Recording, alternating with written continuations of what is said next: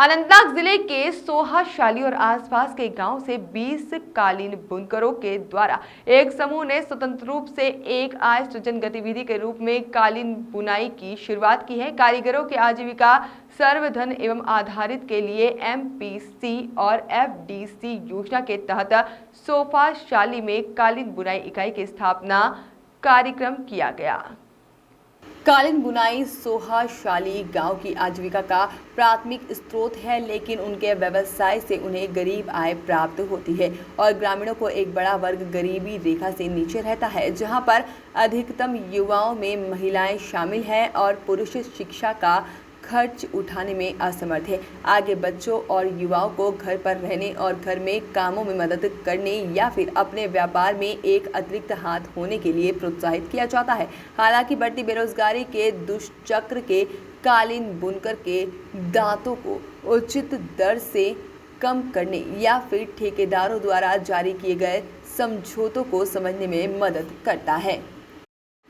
कच्चे माल जैसे loom, design और कालीन बुनाई की लिपि की उच्च कीमत बुनकरों के लिए किसी भी काम को स्वतंत्र रूप से करने के लिए कठिन बना देती है। वे ठेकेदार के लिए काम करते हैं जो न केवल उन्हें मामूली भुगतान करते हैं बल्कि बड़े शहरों में डीलरों को बेचकर सभी लाभ मार्जिन भी लेते हैं, चूँकि कम मजदूरों पर बनाए रखना बुनकरों के लिए मुश्किल हो जाता है। वे अक्सर ठेकेदारों से उधार लेते हैं और कर्ज के जाल में फंस जाते हैं।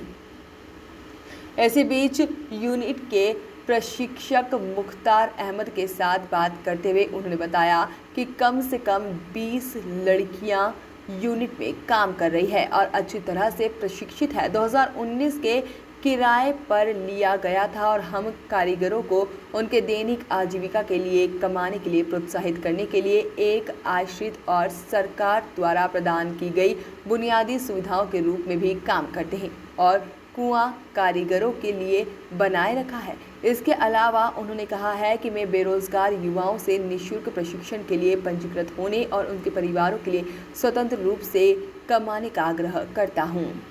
तहत एक कॉर्पोरेट क्लस्टर है जिसको IICT ने एस्टेब्लिश किया है। तो मैं यहाँ पर एज इंस्ट्रक्टर काम करता हूँ।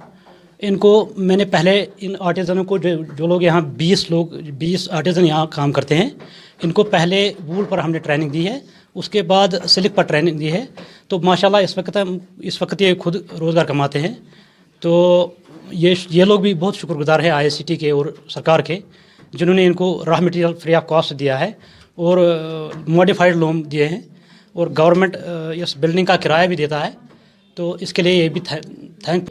कारपेट बेबी का काम करते हैं जी सर। मैंने ग्रेजुएशन की है, उसके बाद मुझे ये शौक़ हुआ कि मैं ये काम सीखूं। मैं शुक्रगुजार हूँ IICT के डायरेक्टर साहब के, जिन्होंने हमें ट्रेनिंग फ्री में दी है।